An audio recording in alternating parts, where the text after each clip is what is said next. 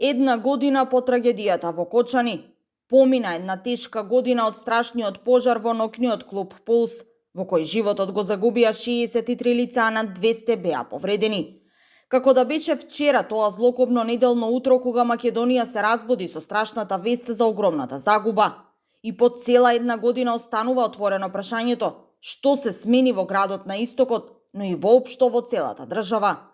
24 беше во Кочани и го прашавме таткото на градот. Ке воскресне ли Кочани?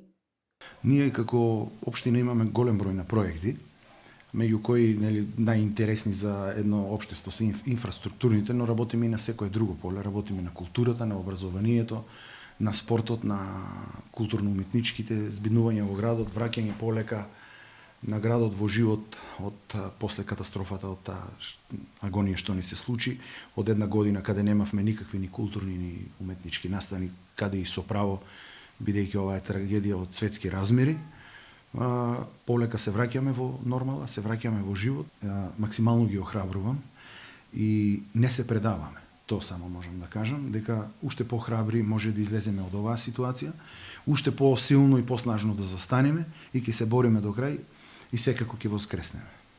Меѓутоа, од опозицијската советничка група доста беше. Нагласуваат дека може и мора да се направи уште многу за овој град и обвинуваат дека неколку проекти отпочнале формално само на хартија, а не и на терен. Јужен булевар, потисната водоводна цевководна мрежа и мостот на река Кочани, пред еден месец владата на Република Македонија беше овде и го отпочна проектот, но во реалност ништо не се работи. Актери на политичката сцена капитализираа со лажни ветувања. Во Кочани не е инвестирано ниту денар, а камоли отпочнување на инвестиции од 100 милиони евра.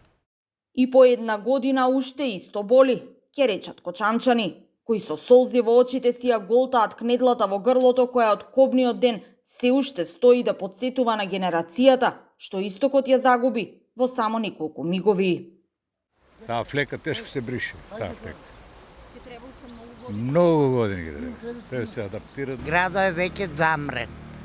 Луѓето сите веќе у црнина, нема го оно весело, нема ништо, се е мрачно.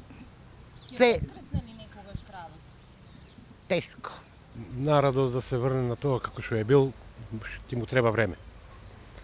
Пошто секој има или роднина, или пријател, или комшија, нешто мора да има, така да не е... Градот е се уште замрен, тоа не може никогаш да се заборави во секој случај, но мора да оживе. Веќе гледаме дека има нешто подобро, но мора уште многу време, уште многу активности за да оживе и да биде претходно како што е бил.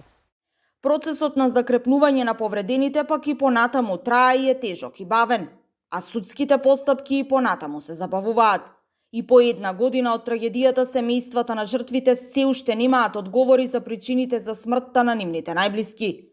Тие и понатаму бараат одговори на саботните маршеви за ангелите, упатуваат остри критики за функционирањето на институциите, но и посочуваат дека трагедијата од кобниот 16 март е сериозен аларм за системските слабости.